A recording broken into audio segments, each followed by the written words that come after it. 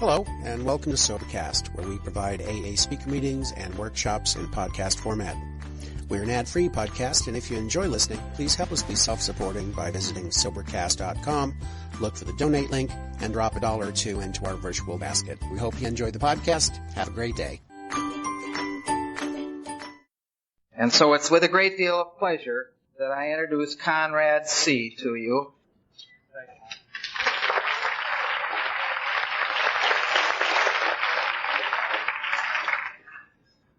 Good morning, everybody. My name's Conrad, and I'm an alcoholic. John made one little error. We, 4 Canadians, aren't backed by a claim. It was another group that they wanted back.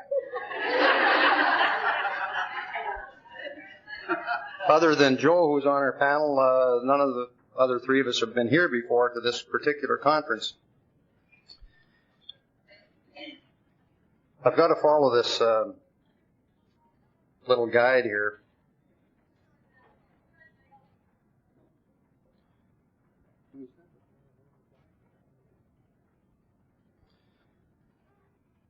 I'd like to call on Al G. from Bath, Michigan, to do the anonymity clause for us.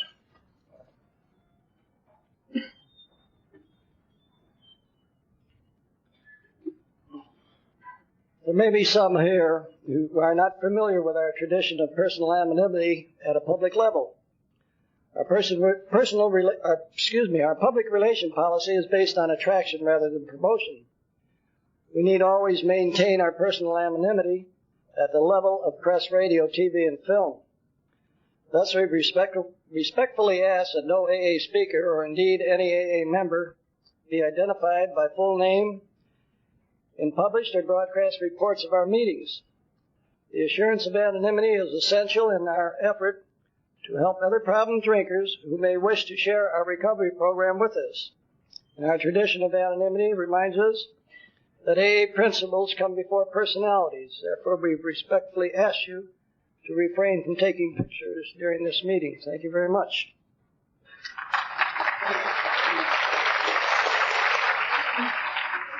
Thank you, Al. And Skip B. from Flint to do the invocation for us, please.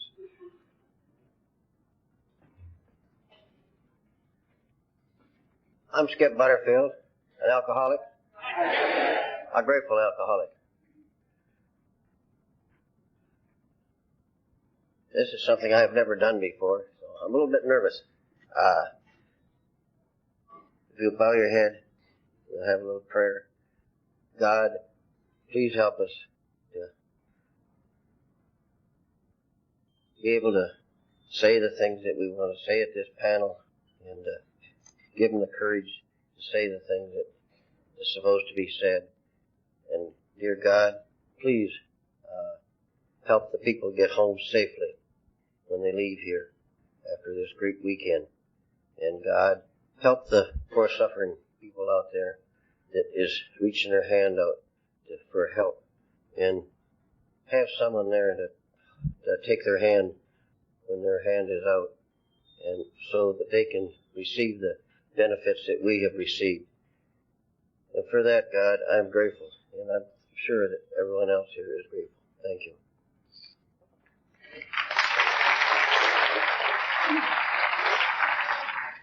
Thanks, Skip.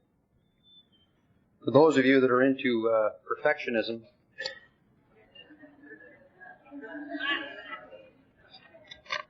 just to show you that we're probably about the same down where we come from as you are up here. Y'all are up here.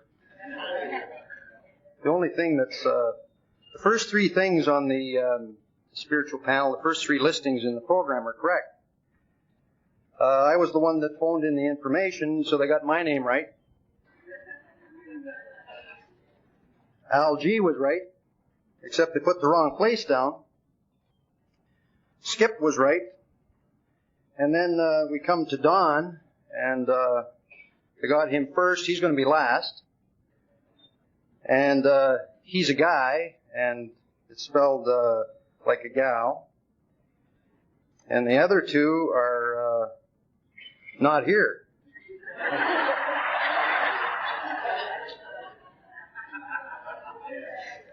And it's not easy at the last moment to ask somebody to go 500 miles or 450 miles, spend $200 to get up here and be scared out of their wits. So I looked around and I found a couple of flakes. So here we are. I was asked to mention that there's a lady here today who's celebrating 2 years. True C from down around Detroit. Would she stand up? We'll give her a hand.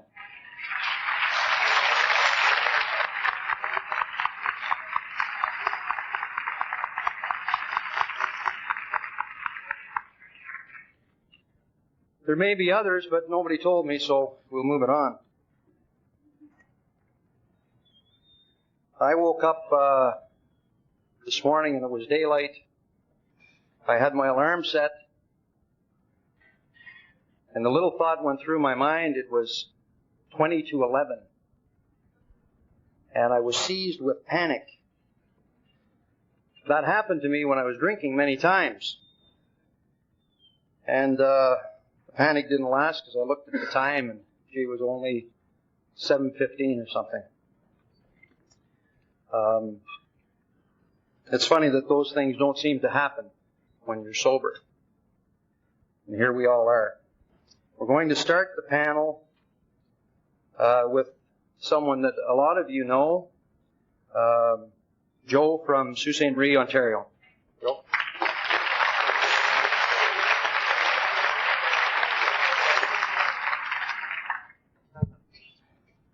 I am standing.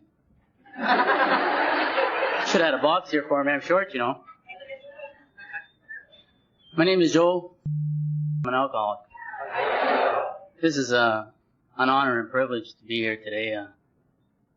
I've been praying for a long time to be able to speak in front of more than 2 people. I was considering maybe 3 or 4 would be a crowd for me, eh? But this is a real honor and a privilege to be able to come up here and to share my ideas of what a spiritual condition is. Now, for me to talk about a spiritual condition, or for me to talk about the higher power of my understanding, for me to talk about God the way I understand Him, I'm not the type of guy that can talk slow. I have to talk the only way I know how to get my point across. I've been known to be an aggressive speaker. I was an aggressive drinker. I was a violent drinker. I never ever thought that I'd be on a spiritual panel, that's for sure. We're all walking miracles.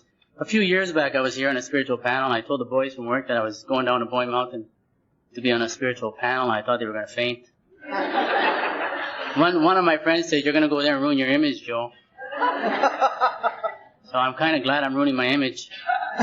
But I think this is one of the most difficult things for any alcoholic, especially this one, to get up in front of a crowd. And so many people here this weekend have been so kind to me.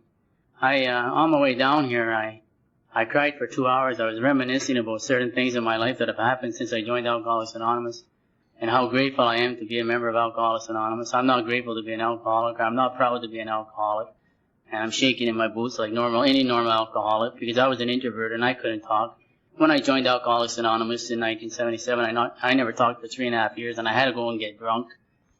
And once I got drunk, I finally got a sponsor, and the sponsor told me that I had an allergy of the body coupled with a mental obsession, that I had a threefold disease: a disease of the mind, mental; a disease of the body, physical; a disease of the soul, spiritual. They told me that I had a daily reprieve contingent on the maintenance of my spiritual condition. What that told me is that I didn't have a daily reprieve contingent on the maintenance of my mental and physical condition. They told me that I had a degree of spiritual condition, and if I found the spiritual condition, the mental and physical condition would take care of itself. They told me that if I wanted to stop the phenomena of craving, that I would have to be grounded in a power greater than myself. They told me that I have to come and believe in a power greater than myself that would take me to sanity. And I always figured, what the hell is a power greater than myself? I always thought I was the power. Then one old-timer says, well, can you believe that you don't take out the moon, the stars, the sun? You don't make the water run down the lakes? You don't make the forest? And I said, yeah. He said, well, believe in that kind of power. So that's the kind of power I started, eh? And I just want to show you a little bit what God's done for me today, that in 1969, my dad died, and I went violent. I went berserk. I couldn't handle that, eh? I was saying, who are you to take my father, especially from my mother, eh? And I drank for 8 years, and I was in and out of jackpots and all this kind of stuff, eh? And then I joined Alcoholics Anonymous, and like I said, I stayed in AA for 3.5 years, but I couldn't stay sober. I got drunk again until I got a sponsor and I got a teacher. They told me that I had to go to school and I had to work 12 steps of Alcoholics Anonymous and try to live by the traditions of Alcoholics Anonymous and try to believe in God of my understanding. I used to have this sponsor. I still got him through the grace of God. He's been the most beautiful friend I've ever had next to my mom. And I think about how he used to pound me. I sat 14 months with him, and every day he'd talk about this God, and I'm just fairly new after a drunk, and this guy's talking to me about God, the higher power, and you gotta believe, and I'm looking at him, and he's French, right? And I never did like French people when I was drinking. My father never liked French people, so I didn't like him. I wanted to be like my dad, right? I didn't want to be like my dad. I want my own identity. That's why I joined AA, to be me. My sponsor told me to be who you are no matter where you are. You're Joe DeLaVelle, and that's all you can be. You can't be Abraham Lincoln. You can't be Prime Minister Mulroney. You can't be anybody except Joe DeLaVelle. And all my life I tried to be something I wasn't. When I drank, I was everything except Joe. I didn't know Joe. So I heard an old timer one time. He said, Joe, maybe you should get to know yourself. Maybe you should get to like yourself. Maybe you should get to love yourself. And once you get to love yourself, you can give of yourself. But unless you love yourself, unless you trust yourself, you can't love anyone else. You can't trust anyone else. This is all the higher power. This is the God of my understanding. I know how hard it is. There's got to be somebody out there in this small little crowd today that's thinking that there's no higher power, there's no God. Why does this happen to me? When my dad died, I said that. Who the hell are you to take my father? You're not that powerful. My dad's more powerful than you, but he wasn't. My dad's gone. And I drank for 8 years, but it didn't bring my dad back. And I worked for 14 months with my sponsor, talking about God, talking about the higher power, trying to find the spiritual condition. What is a spiritual condition? A spiritual condition is changing your attitude in the higher power towards the higher power, changing your attitude towards your fellow man, changing your attitude towards yourself. If you don't change your attitude towards God, God can't help you change your attitude towards your fellow man. God can't change your attitude towards yourself. And this is all the process of Alcoholics Anonymous. And I never used to think this way. I had a hard time finding God. I had a hard time finding the higher power, but I know today that when I cry or when I hurt, I get on my knees and I ask God to help me. And He helps me. I've never seen it fail in my life. I wanted to drink so many times since I joined Alcoholics Anonymous, and I get on my knees, or I don't have to get on my knees. I could be walking. I could be crawling. I could be sleeping. Whatever I'm doing, I just ask God, please God, please God, please God, lift this dilemma from my mind, lift this dilemma from my soul, lift this dilemma from my mind, my body, and my soul, because it's threefold sickness that I have, and you have to remove it from all three aspects of my life, or I can't stay sober. I need the courage to change. Where do I get the courage to change? They told me in how it works. No human power could relieve me of my alcoholism. But God could and would if He were sought. So they're telling me probably no human power could relieve me of my alcoholism. So if I want to change, and I want to keep changing, and I want to progress in the right direction, how do I do it? How do I do it? I find God of my understanding, whether it's a black God, a white God, a green God, a red God, an Indian God. It says, as you understand Him. Isn't that nice and beautiful? Dr. Bob and Bill Wilson put that in there, that as you understand Him. So whatever my belief is doesn't have to be your belief, and whatever your sobriety is doesn't have to be my sobriety. Whatever your understanding is of your fellow man, it doesn't have to be my understanding. What is a spiritual condition? A spiritual condition is being considerate of others. How would you like to be treated if you were a sick, suffering alcoholic? When a sick, suffering alcoholic comes to you, act as if it's you, Jack Brennan says from New York. When another alcoholic comes to you, act as if it's you. And if you love yourself through the grace of God and Alcoholics Anonymous, you'll never let that other alcoholic go. And that's what I do today. At one time I hated God and I hated AA and I hated society and I hated myself. That's why I had to get to know myself, like myself, and love myself. This is what I work on today. But the whole program is spiritual. If you read the big book of Alcoholics Anonymous, it says as long as we place dependence upon people ahead of the higher power, we'll probably drink. We'll suddenly realize that God is doing for us what we could not do for ourselves. All throughout that whole book is God, the higher power. And sometimes I get pretty heavy with the word God, and sometimes I get pretty heavy with the word higher power. But I'm the kind of alcoholic that needs that. Because like I said, when my dad died, I drank for 8 years, and then I got a sponsor, and I worked 14 months, and I met a beautiful girl. And I'm just trying to show you the difference what Alcoholics Anonymous could do for me. I met a beautiful girl, and after knowing her for a little while, she got killed in a car accident. I come out of that like a champ. I didn't drink. Why didn't I drink? I didn't drink because I had the fellowship of Alcoholics Anonymous, and I didn't drink because I have God of my understanding today. That's the whole program. You sit here, and when I know I got God? I got God when you walk into a room of Alcoholics Anonymous, and you just sit there, and you listen to the silence. Have you ever tried to listen to silence? And you feel it. You feel the warmth. I travel alone. I go to conventions alone. I could never be alone by myself before. I never in my life stayed sober on my own. I could never sit in my living room by myself and watch a ball game or a hockey game or a movie or read an intelligent book other than Playboy and Penthouse. You know? You know, if you would have told me that someday I'd read the Bible, not much, but I did pick it up one night. I was hurting, and I was crying, and I wanted to drink, and the walls were caving in, and I wanted to commit suicide. And I started reading the Bible, and I was reading the Bible, and I got a call from someone I never heard from 10 years. And this was at Easter time, and I'm always sentimental around the festive seasons, Easter, Christmas, birthdays, anniversaries, my dad's death. Any kind of sentimentality, that's me. I cried at the drop of the hat. I'm a very sentimental alcoholic.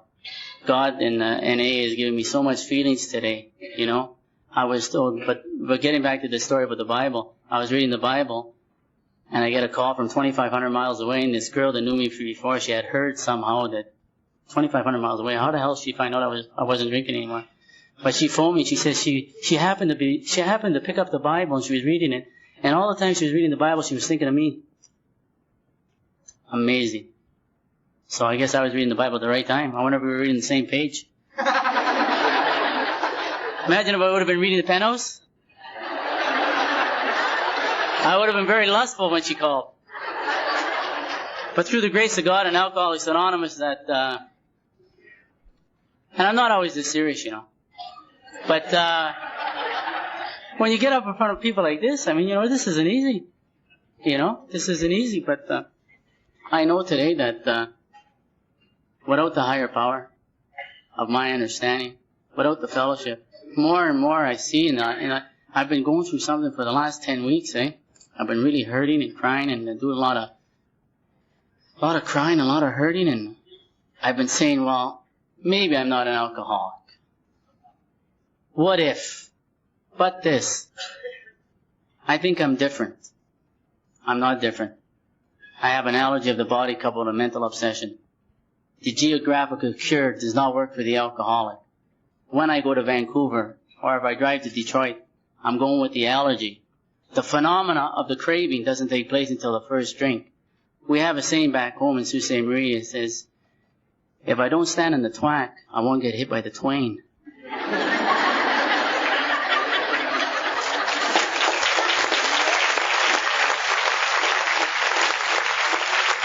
You know, it's really funny. You know, I don't know what type of alcoholic you are, but you ever pray for something and then it comes and you say you don't want it? The alcoholic is all backwards. We got to watch what we pray for. We might get it. I prayed that I'd be on a panel. I'm up here. I don't want to be here. You know? But I think that, you know, if you want to stay sober, you just follow the 12 steps of Alcoholics Anonymous. You just, one old timer told me, he says, when I first come around, he says, could you say please in the morning and thank you at night? Those 2 words, 3 words. Please in the morning and thank you at night. I said, sure, anybody can say that. He says, when you get up in the morning, say please. And then say thank you. And that's what I do now. It's automatic with me. If I want my mornings and my afternoons to go okay, I ask the higher power for help in the morning. I used to be the type of alcoholic to ask God for this and ask God for that. Now I'm learning as I listen to the old timers, and they have a lot of knowledge. And I say to God today, please God, show me what I can do for you today. You know, let me know what I can do. Don't send me anyone happy. I can't work with someone that's happy. I need a sick, suffering alcoholic to work with. Because it brings me back to reality. I don't want to get too complacent. If you bring nothing but happiness around me, I'll forget where I was. And an old timer told me, Joel, he says, if you ever forget when you're on the bottom, you never deserve to be on the top. You see so many people come to Alcoholics Anonymous. They're devastated. They've lost something of great importance to them. And they come to Alcoholics Anonymous, and they get everything they think they need, and they stop being grateful. Then all of a sudden, they lost everything they thought they needed, and they come back, and they find God of their understanding, and they find the fellowship of Alcoholics Anonymous, a fellowship of men and women who share their experience, their hope, their love, their caring, their understanding. One thing about Alcoholics Anonymous, I've done everything possible at a meeting to disrupt it. I've done everything in my power to say the right thing at a meeting. But some of the things I've done at a meeting, when I first joined the AA, I cannot believe that I'm still in this fellowship. Any other fellowship, I would have lasted one day. You know, I was very rebellious, very angry. And another incident that took place, and I was a very violent drunk. Very violent. I couldn't wait to get into trouble. Disrupt the bar. Disrupt the city. I couldn't wait. The police used to ask me, how could you be in so many places at one time? You know? And I don't even remember being there. Imagine getting charged for things that you don't even know that you did. You know? And last September 24th, I just want to show you what God's done for me. And maybe some people here today will think I'm a sissy for this happening, but I don't think I'm a sissy. I think I found God. And I used to be very violent. I didn't take anything from anybody. And this man, I owed him $1.75 from a convention. He was an AA member. He used to be. Because AA members don't operate the way this man operated with me. Last September 24th, I'll never forget it because it was my sister's birthday. I was in a shopping mall and this man come up to me, pretty big, and he says to me, he says, I want my $1.75 from 4 years ago. And I says, have you been to a meeting lately? And he hit me. He hit me. He punched me in the mouth. And I says, I'll pray for you. And he hit me in the eye. And I says, I'll pray for you. And he hit me in the other eye. Then he punched me in the nose. And he started kicking me. The miracle is, at one time, the guy wouldn't be walking the streets anymore for doing that to me. I tried to raise my hands in defense. I couldn't. He was hitting me, he was kicking me. He didn't knock me out. But he was big, but he didn't knock me out. And I couldn't understand when the cops come there, they said, did you hit him? And I says, I couldn't hit him. The cop says, what do you mean you couldn't hit him? You couldn't hit him? I couldn't pick up a chair like I used to. I couldn't do nothing. I had a spiritual awakening. You know? I had a spiritual awakening. I took the punishment. I turned the other cheek like the higher powers taught me. You know, I'm a changing man. The violence is leaving me. The defects of character are all being arrested through the grace of God. You know? I have to show these examples because maybe there's somebody sitting here today that wondering if God can change them. God can change anybody that wants to be changed. Faith without works is dead. You have to have the willingness, the honesty, and open-mindedness to change. You know? I care about the alcoholic today. I love the alcoholic today. There isn't a day that goes by that I don't talk to the alcoholic. You know, I've been hurting for a long time, and if it wasn't for Alcoholics Anonymous, I don't know what the hell I'd do. Thank God I'm on a job where I can get on the phone and call another alcoholic and say, hey, I need help. You know? Most alcoholics that you call, they know you need help, or why would you be calling them? You know? I try to use the psychology the old timer used on me. I'm just a young timer. I don't have that much knowledge.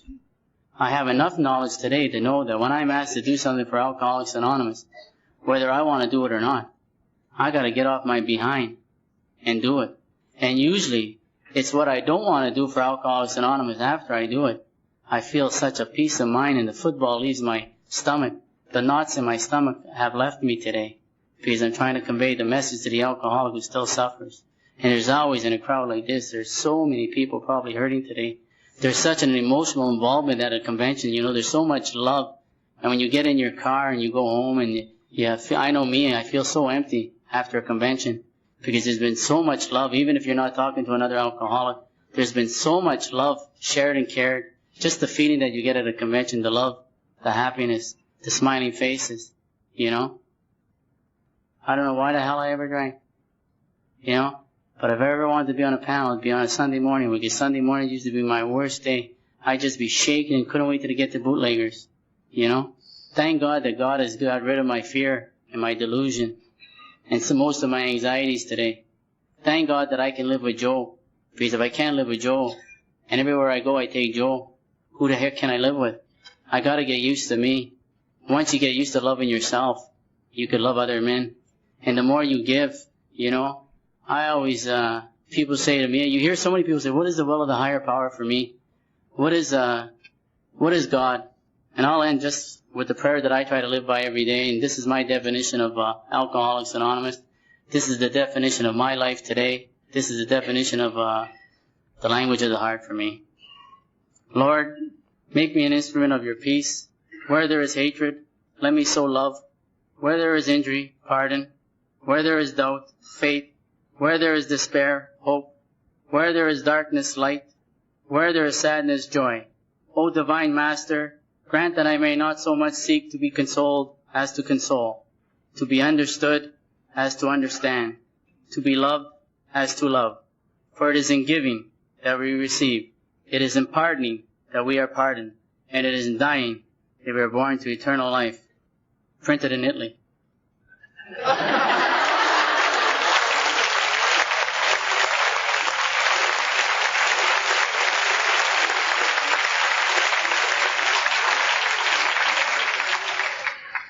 All you service-minded alcoholics, I'll leave you with one thought before I say thank you.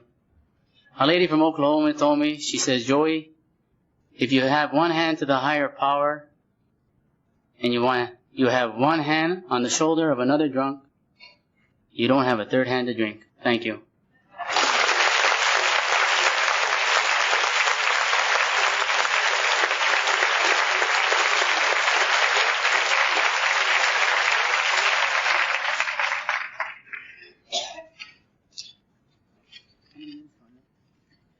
That was great, Joe.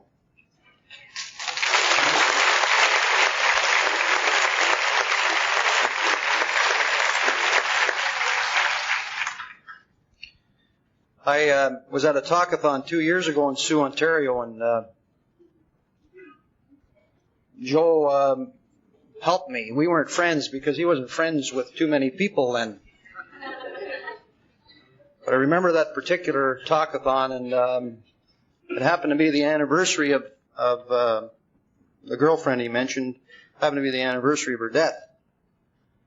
And get up and shared at the talkathon about how much he wanted to drink that day and to escape. And instead he was with us, and he's still with us. I thought that was terrific. Just an announcement here. Somebody found a case of Dr. Bob and passed it on. And I guess that's going to close shortly after the meeting. So whoever's responsible for that, I guess that's what the message is, to deal with that or to resolve that.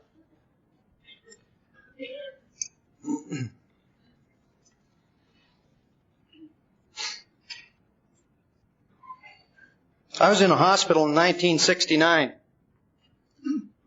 I was 23 years old, and I met this guy that was about 60. He was in there for an operation. I was in to get my wife back.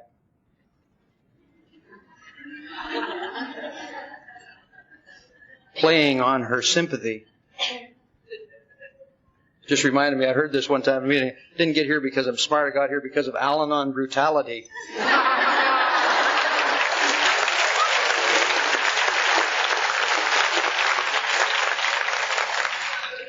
Anyway, this fellow was an AA member. He was in for an operation, and he introduced himself to me, and he said, why are you here? And I said, nerves.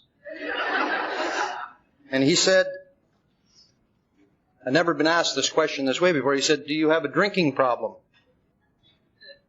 And I said, yes. And I meant to say no. And that was the beginning of being 12-step. That's how I found out about AA. Drank after, but I look back on that and it just kind of sends shivers up and down my spine. Our next speaker is Mark. Mark is from a place called Timmins, Ontario. His hometown is Sudbury. And Mark and I have been friends for about 8 years. And Mark has gone through some trials and tribulations in his sobriety. And but he's working hard at it. Mark?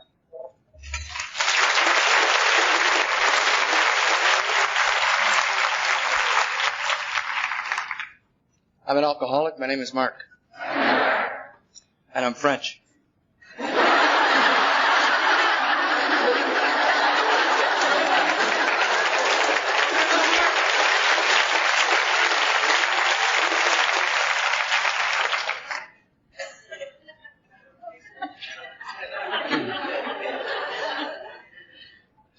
I was once asked to talk on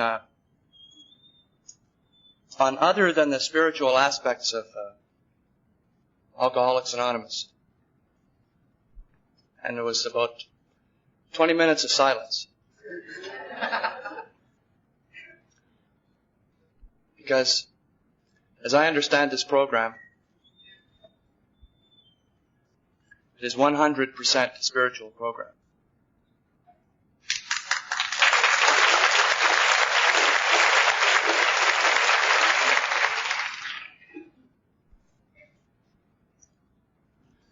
I grew up in a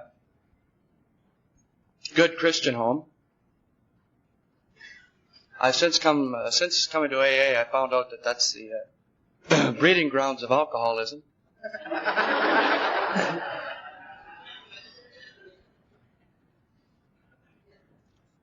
And as a child, I was taught the love of God.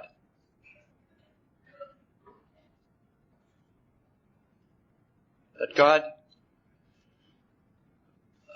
loved me.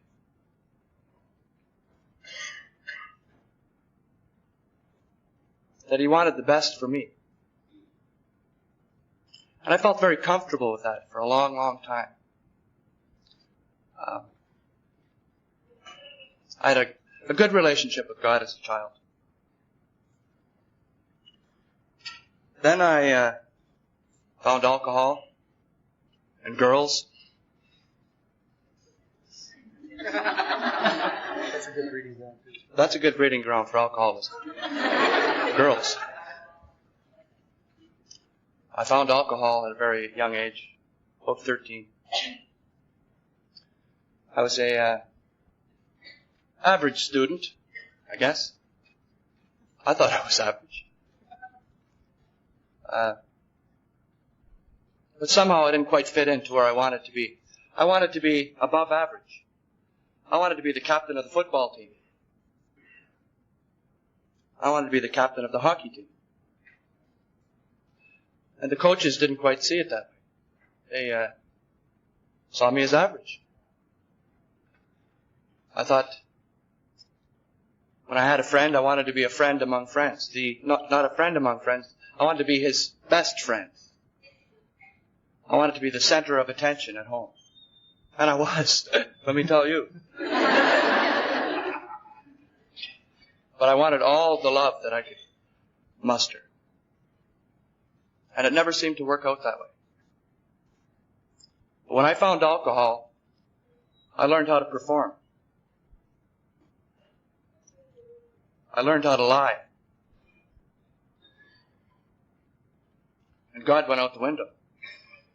Because I could not justify telling lies and having God love me. It just didn't compute. So in my adolescence, I thought being popular was more important. And alcohol helped me to do that. Off the playing field, off the football fields, I was the captain of the team. Just ask anybody. I told them. And that was a lie. And I was the captain of the hockey team. And that was a lie. And I was everybody's best friend. And that was a lie. And I lived like that for 10 years. Absolute inner turmoil. Most of the time. My brother, who happens to be in the program a few years before me, used to tell me at 18 years old, I'm going to save you a chair. I said, you'll never see me in there. That place is good for you because you need it. And here I am. And you know what? I'm glad he did. I'm glad he saved me a chair. Because coming here, I found God again. I had a hard time understanding the love of God after all the lies, all the turmoil that I put others through, all the self-centeredness.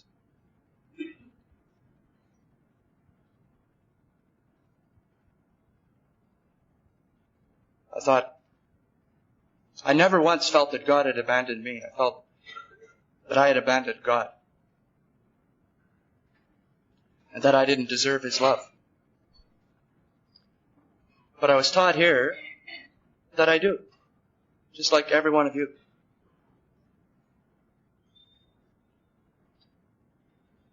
I don't even have to earn it. I don't have to lie to Him. I don't have to be the captain of the hockey team. You see, God doesn't like hockey. It's too violent.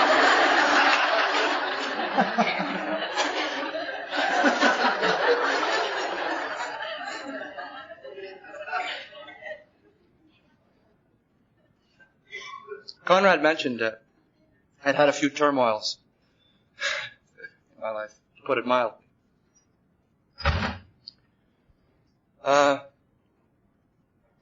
9.5 years ago, I came through the doors of this program. And the only guys that were there were like,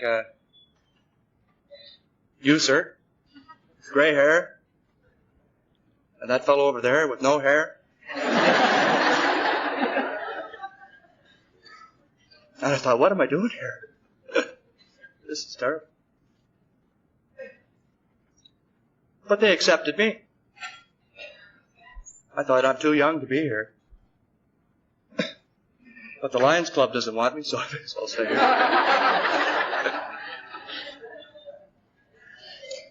But they taught me about God. They taught me about God.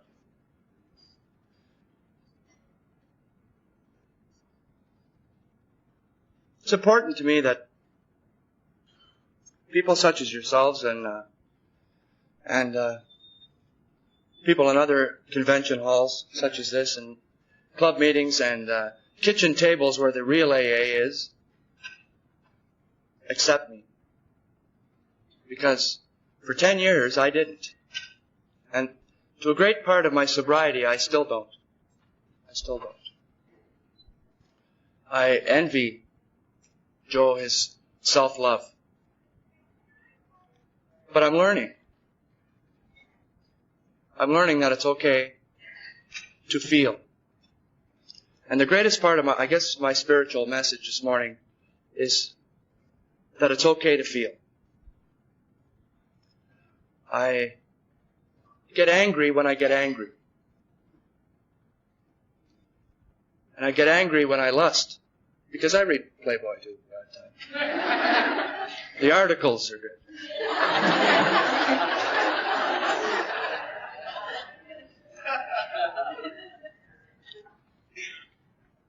I get angry at myself because I still hurt others sometimes.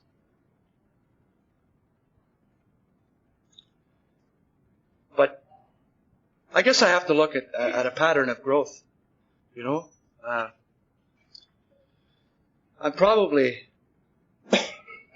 don't hurt as many people in a year today that I used to do in a month. So that's probably 12-fold growth. And I need you people to point that out to me. You know.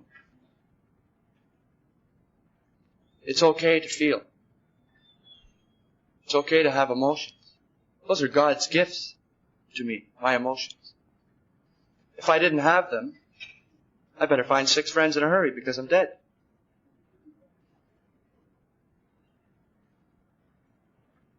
But I've also found love. The love for the sick and suffering alcoholic. The love for mankind as a whole. I guess statistically speaking, we're about 15% of the population. So if I just direct my love to alcoholics, I'm missing out on 85% of the world. We all have inner turmoils. However, we've been chosen by my higher power. I've been chosen to be alcoholic. Or to be a recovering alcoholic, I should say. I think I chose to be an alcoholic. He never poured anything down my throat. But he chose that I could share my inner turmoils with you. My feelings.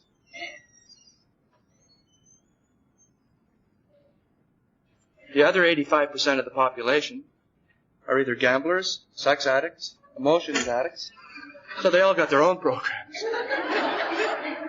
But I love them anyway. I love them anyway. And this program has given me that. I hated everybody. I hated everybody because I thought so. And I did. I have a gift, if you will, of having the most vicious tongue in Sudbury, I guess. I could do more damage in 5 minutes talking to people, talking at them. And I don't want to be like that anymore. And thank God of my understanding that I'm not, basically. I still have my moments, which shows me that I still belong here, that I still can come here to learn and to feel the anger and the, I won't say lust Sunday morning.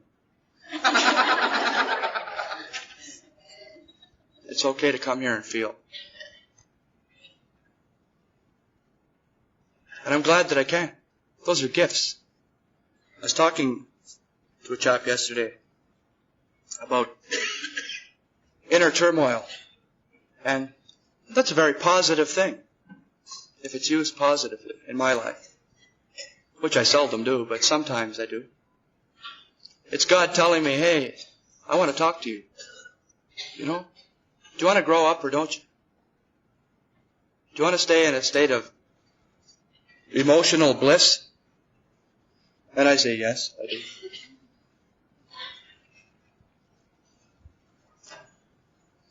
And then the question comes back, do you want to grow up? Do you want to experience things to help others, as others have experienced to help you? Hundreds of people in my tenure in Alcoholics Anonymous have reached out and helped me. People that don't know me personally, people that do. But they know me inside. Because looking at me is like holding up a mirror of themselves. Joe talked about self-love and helping someone as if you're helping yourself. I think that's what we do. And I'm glad that when I came here to Alcoholics Anonymous, I didn't have to work out the 12 traditions or the 12 steps or all the literature. I didn't have to write it or argue about what should go in the books. It was all there. It was all there for me. It was all there to use. And I have some good people in my life that help me. They direct me through the books. They direct me through the steps. I wish they'd do it for me, but they can't. They can't. But they help. Out of love. Love. Love is a big word. I used to love going to McDonald's. Or I loved going to a hockey game. But that wasn't love. Today I love you people. 90% of you I haven't even met this weekend. But I love you anyway. In spite of the fact that you're alcoholic. In spite of the fact that all of us here have things in our past that we're not very proud of. I love you because of those things. because you've loved me for the same reason. And you've allowed me to feel. I was never allowed to feel before. I didn't want to be weak. I wanted to be outstanding. So I didn't feel anything, or I didn't let on that I felt anything. And that was 10 years of sheer, desperate loneliness.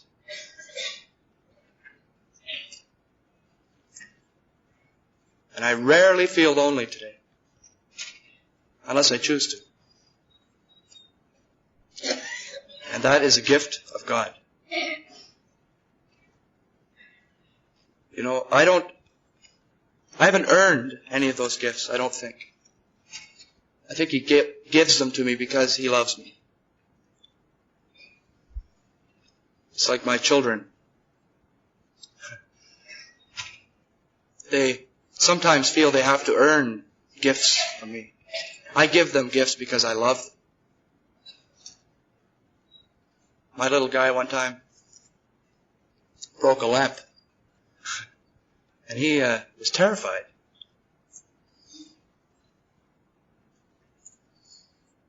And he blamed his sister.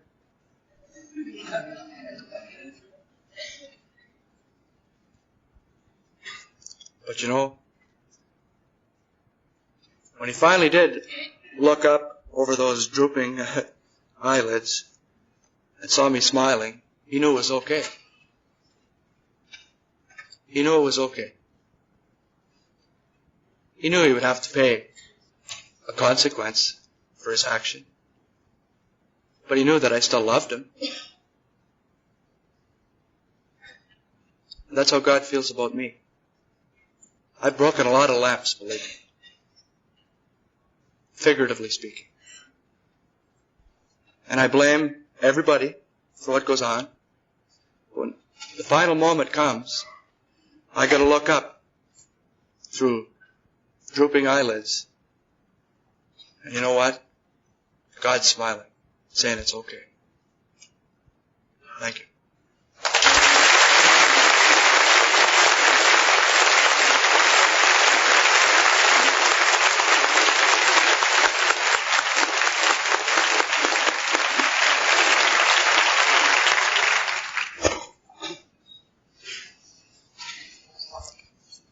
Thanks, Mark.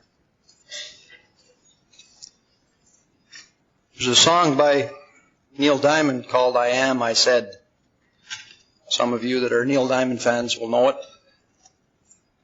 Talks about a frog who dreamed of being a king and then became one.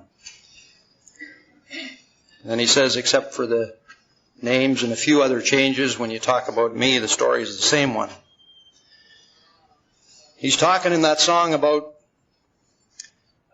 reaching out, searching. Talks about talking to someone who's not there. Says a few words and he says the only thing that hurt him was the chair.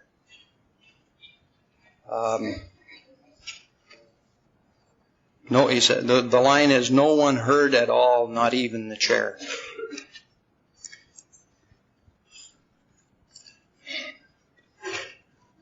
And after that fellow I mentioned before had given me the message of AA, I came in here, got my marriage straightened out, and I got drunk again. And about 6 months later, I was back. My wife kicked me out. That's what I mean by Al-Anon brutality. She was fed up. And I was staying in a room. And as Joe mentioned, the AA members talked to me about talking to a power greater than myself. Now, I already had a power greater than myself. And that power was the power of Alcoholics Anonymous, the we in step 1. Because I had been sober at that time about 6 weeks, and I'd never been able to do that by myself. So the we in step 1 was a power. I didn't recognize that then. I can see that now. But I can remember trying desperately to make contact with God. And I would close my eyes, and I think now if I open them, He's going to be sitting in the corner. I'd open them and He wouldn't be there. I'd think, well, maybe if I just sit quiet, I'm going to hear a voice, and of course, if you hear the voice, you automatically know that it's God's voice. I don't know how we know that, and that never happened to me. I sat quiet many times waiting for God to talk to me. Never did it. I thought, well, maybe it's going to be like Bill Wilson. I'm going to hear, if I open the window, there'll be a rushing wind come in, and I'll just know that that's God speaking. And that never happened. You could also see that I was insane at the time. I hadn't been restored to sanity. Because I thought God was some kind of a Superman. He was going to press a button, and everything in my life was just going to turn around. And I'd sit in that room, and I would, what I call, pray. And the only thing that heard me was the walls and the air, the blackness sometimes, the chair sitting in the corner. And when I listen to that song by Neil Diamond, during the whole song, it's about a 2-minute song, the hair in the back of my neck stands up for the whole song. Because I know exactly where that person that wrote that song was at when they wrote it. And all I was doing basically was saying, help me, as Joe mentioned, and thank you. But nothing heard me. That's how I felt. And one day, I don't even know where I was. Something was different. Something inside me was different. And it was so small that I wouldn't even talk about it. Because it was as close as I can put my fingers and thumb together without touching them. That's how small it was. But it was different, and I could sense it. It was a feeling, as Mark was talking about. And that was my higher power. That became my higher power.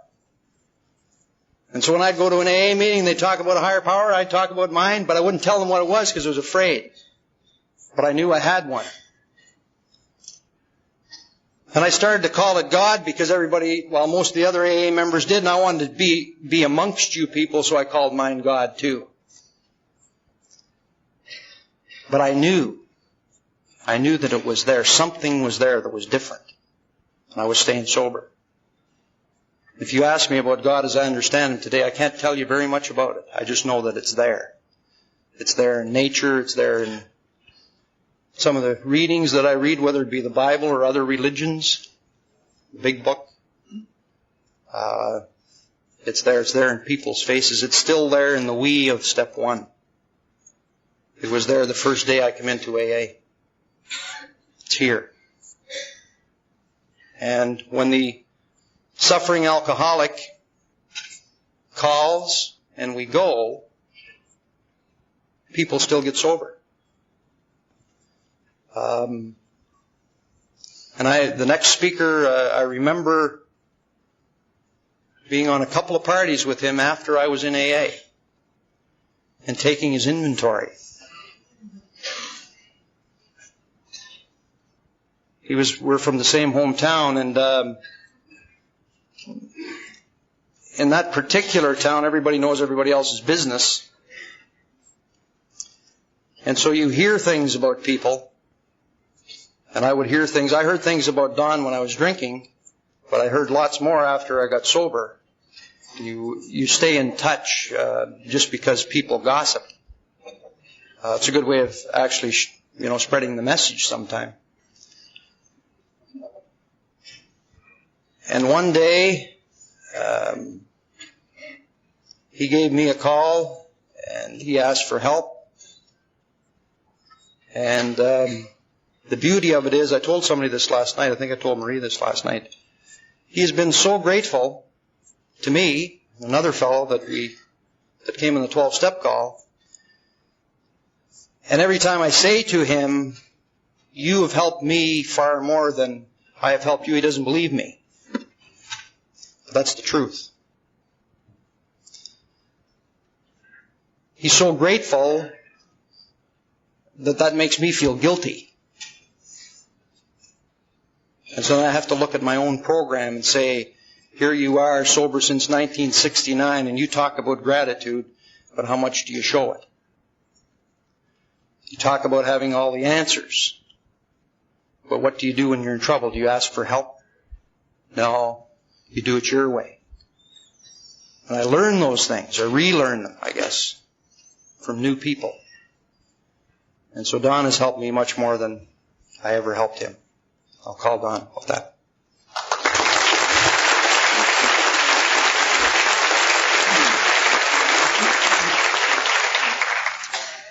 My name's Don, and I'm an alcoholic.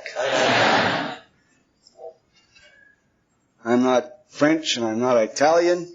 I'm an Anglo-Saxon Protestant, sort of.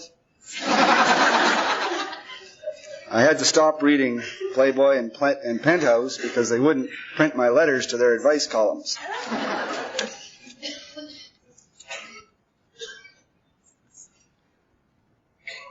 Not long after I called Conrad,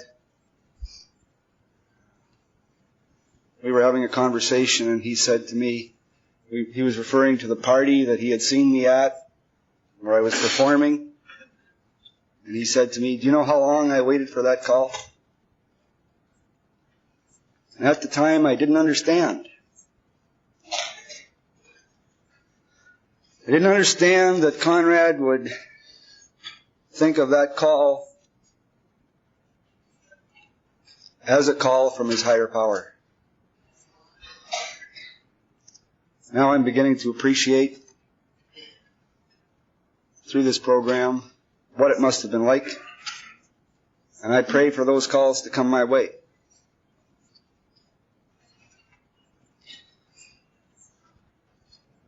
Since coming to this program, I've developed a sense of,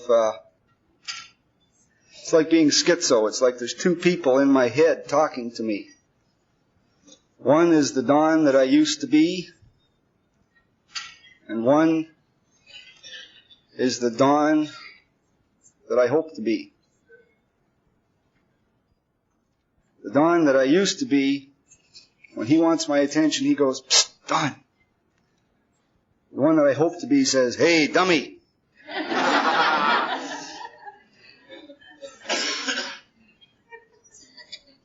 I get them mixed up. I choose to mix them up in my daily living, and that causes me a lot of turmoil. I started drinking in kind of a typical way. I've heard people describe the start in their stories so often I don't think I need to repeat it. I got into serious drinking, like heavy-duty, top-drawer drinking, when I was about 21. I got a job in a hotel serving draft beer. Despite the drinking that I'd done to that point, I now realized that I was innocent, naive, and gullible when I went to work in that beverage room. I can still remember in vivid detail waiters, when they would get a break for 5 or 10 minutes, would go over by the cigarette machine, which was located next to the door to the men's room, set their tray down, take a couple of draughts off the tray, and just throw them back. And I can remember thinking, as I'd watched them do that, I don't understand why they drink like that, you know? Why don't they sit down at a table and drink it slowly? Why would they go bang, bang? Of course, it didn't take me long before I understood why they drank like that. I saw a lot of things in that hotel that at first disgusted me, then I came to accept. As my drinking progressed, that's the way it progressed. At first I would be a little bit shocked at what was happening, but then I would come to accept it. It became easy.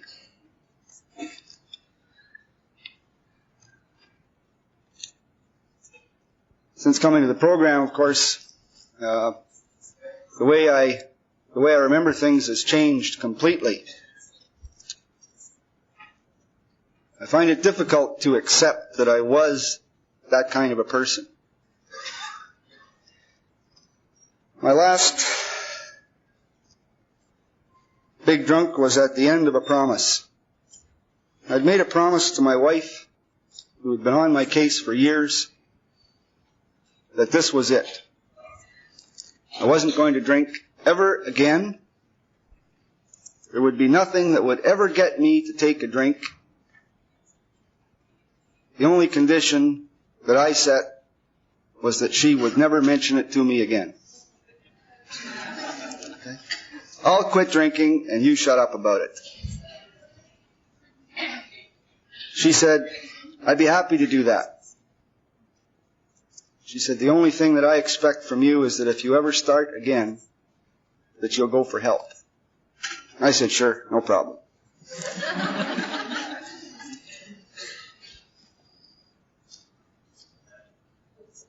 To make a long story short, we were coming home from a dance one night. This was only, I would say 2 or 3 months after the start of The Promise. She was driving because I was too drunk to sing.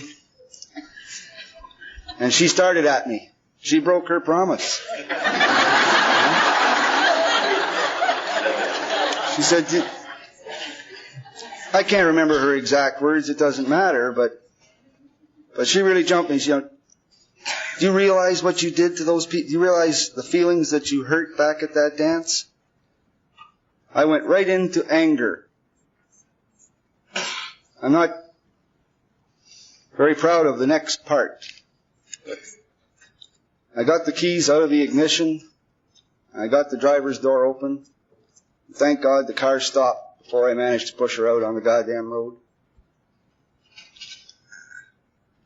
Some people happened to be behind us. I screamed at those people as they were asking what was going on, just to get her away from me, and I took off. I don't remember much of what happened after that until the following day, when she said to me, will you please get help? And like Conrad, I meant to say no, but I said yes, I will. I'd known Conrad for a long time, mostly by reputation. I never drank with Conrad, but I knew that he had quit drinking. And so I looked him up in the phone book and I called him. At that point, I didn't know very much about AA.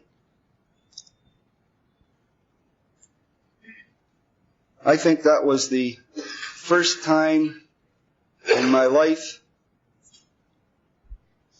that I listened to the guy that said, hey, dummy.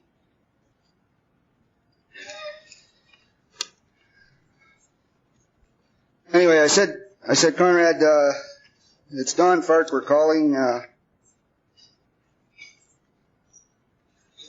I know you've quit drinking for a long time, and I think I've got a problem with drinking. Could I get together with you sometime? I'd like to talk to you about it. And he said, sure. Where are you? And I said, I'm at home.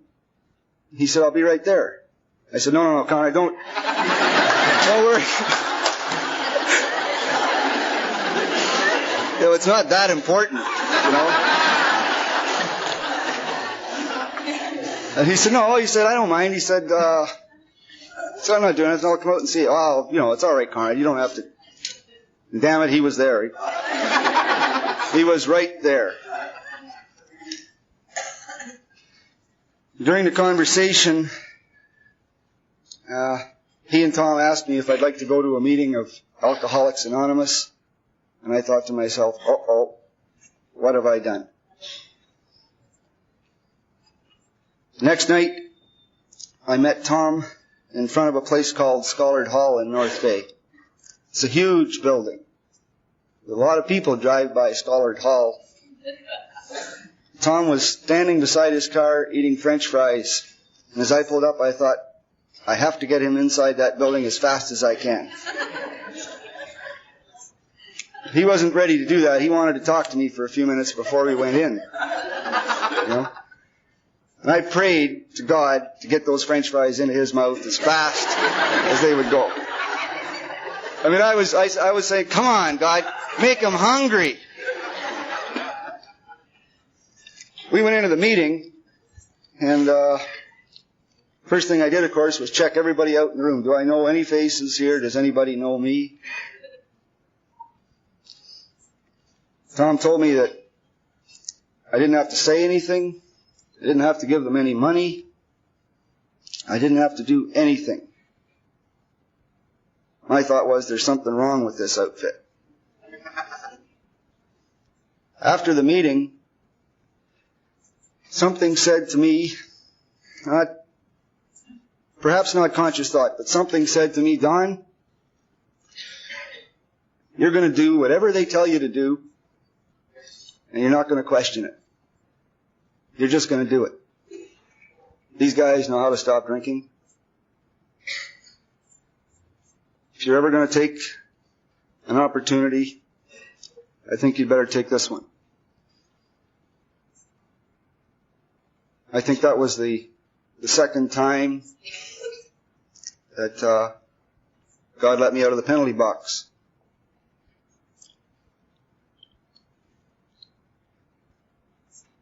Since then, things have just gotten better and better and better. I struggled desperately, meeting after meeting, with talk about higher powers in God. I can remember thinking, as I'm sure many of you have, how did I get involved in this talk of God?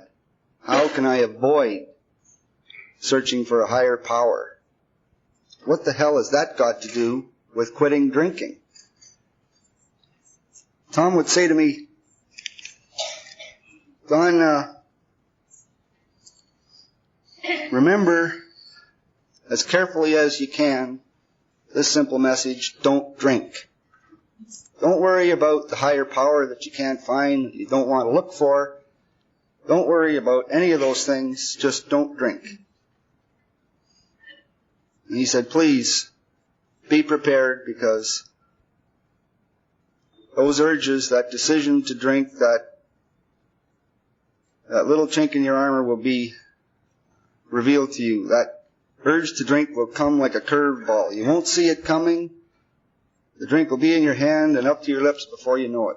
Be ready, and remember, don't drink.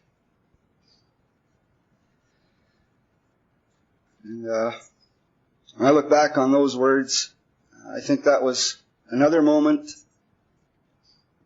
when my higher power was speaking to me. He hadn't actually said, hey dummy, to me yet. But he was sneaking in there.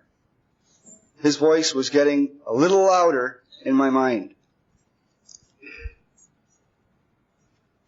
I went to a conference in Toronto last March, I believe it was. And I was with a friend of mine in the program. This friend had come out to my house one evening with another fellow unannounced. They brought a case of beer with them. They didn't know that I'd stopped drinking. They just came to see me, as they had many, many other times. And when they came in, rightly or wrongly, I put their beer in the fridge, opened them a couple, and I made myself a coffee. And they just stared at me and said, what's going on? I said, well, I don't want to spoil your evening, but I've decided not to drink today. I'm going to Alcoholics Anonymous. Before the evening was over, one Fred said to me, Don, next time you're going into one of those meetings, give me a call. He said, I'd like to go with you. The other guy said, you're just as much of an asshole when you're sober as you were when you were drunk anyway.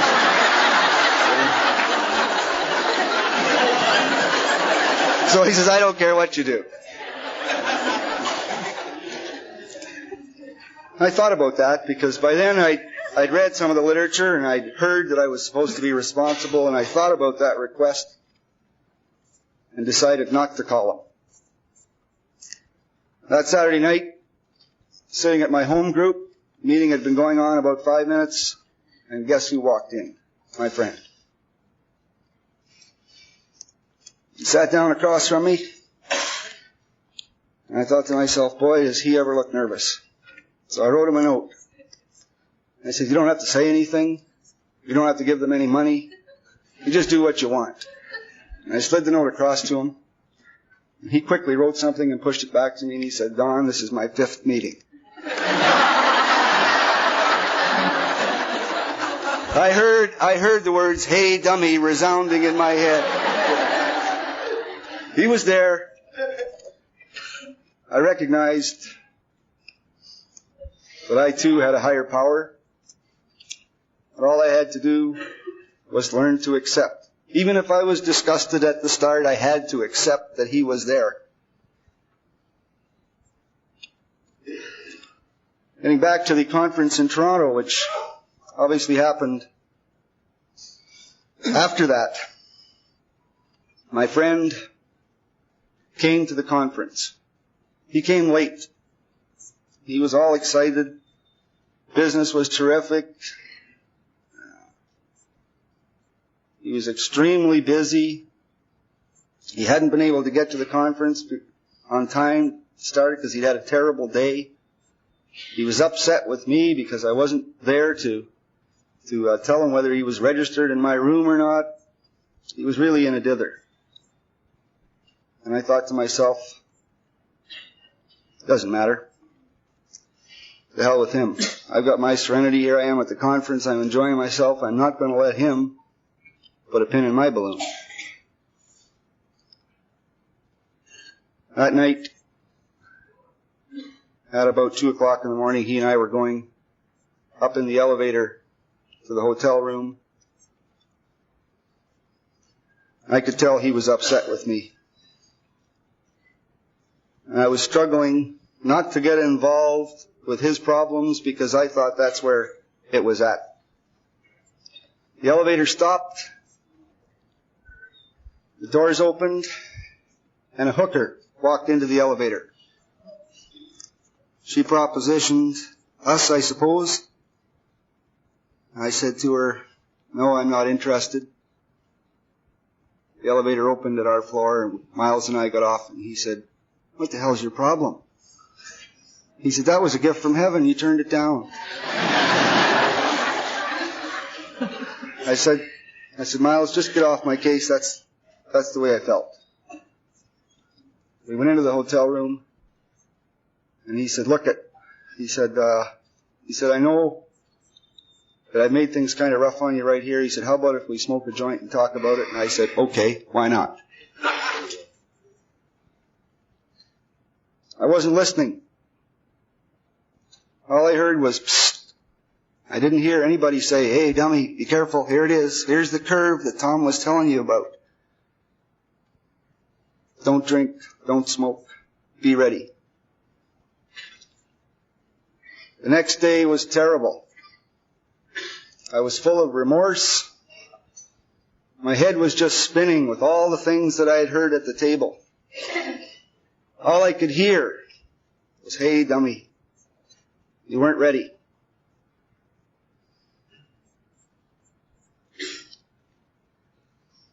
I don't think I'll ever forget that situation. I don't think I'll ever forget how that happened.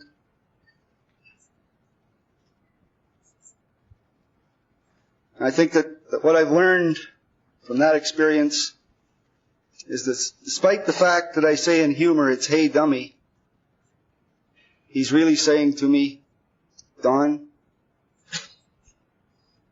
be ready. You're not a dummy. You're not less than anybody else. You're not perfect, but I'm here to help you be ready and achieve happiness through the program of Alcoholics Anonymous if you'll just let me.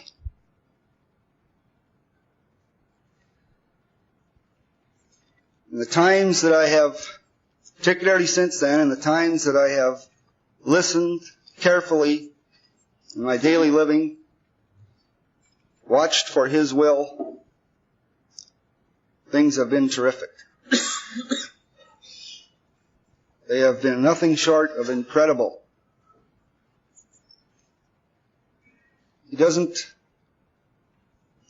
God doesn't reveal Himself to me in spectacular ways. Most often it's when I'm not thinking about Him. Last winter, He let me see His presence one day.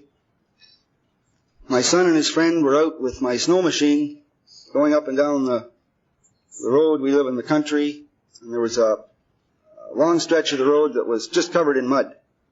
I saw them doing this, so I went outside, and I yelled at them, "Stay out of the mud, or you're going to get the machine stuck." And I went back in the house. I knew they were going to get the machine stuck. Being an alcoholic, I had already decided how I was going to punish them when they got the machine stuck. This was going through my mind steadily. The machine wasn't in the mud, and I resented both of them. At any rate, when they came in the house, they were afraid to come to me. They went to Sandra and they said, "Tell Dad the machine's stuck." I had to bite my tongue. It was all I could do to walk out to that road without going after both of them. I struggled with that damn machine because I was so full of resentment that nothing would work. I got the machine out of the mud. I was walking back to the house. I was so goddamn mad, I don't know what I would have done. My wife met me at the door. She said, "Don, if you only could have been in here listening to them while you were out there working with the snow machine." I said, "What do you mean?" She said, Jamie's friend said to him, "Boy, Jamie," he said, "if that was my dad," he says, "would we ever be in shit?" And my son replied, "That's the way it used to be with my dad too," but he says, "Now I've got an AA dad. Thanks very much. I'm glad to be here in sober."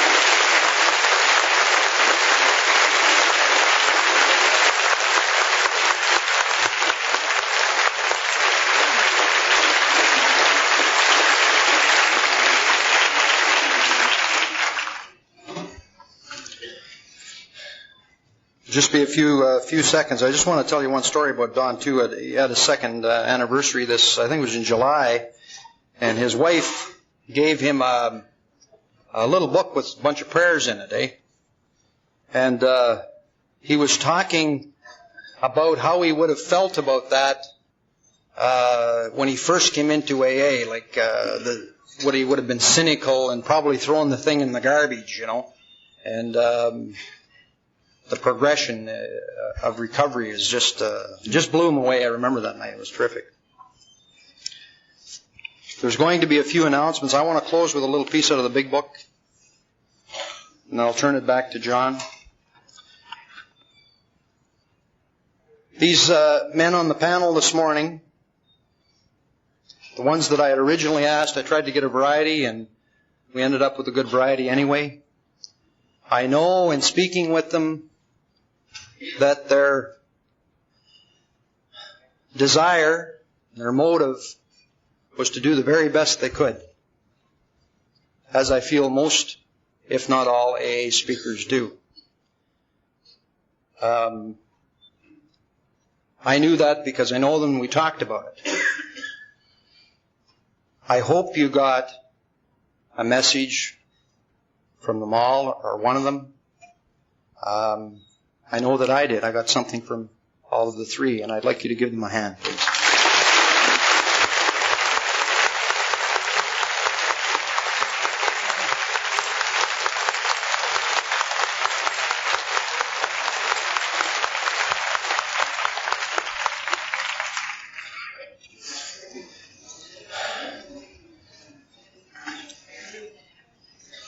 Page 164. Our book is meant to be suggestive only. We realize we know only a little. God will constantly disclose more to you and to us. Ask Him in your morning meditation what you can do each day for the man who is still sick. The answers will come if your own house is in order. But obviously you cannot transmit something you haven't got. See to it that your relationship with Him is right, and great events will come to pass for you and countless others. This is the great fact for us. Abandon yourself to God as you understand God. Admit your faults to Him and to your fellows. Clear away the wreckage of your past. Give freely of what you find and join us. We shall be with you in the fellowship of the Spirit, and you will surely meet some of us as you trudge the road of happy destiny. May God bless you and keep you until then.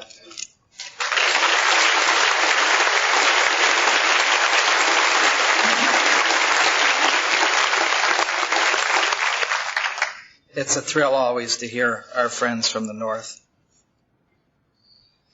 I was talking with the tape people just after Joe finished his talk, and they told me, unfortunately, there is no way to slow that tape down.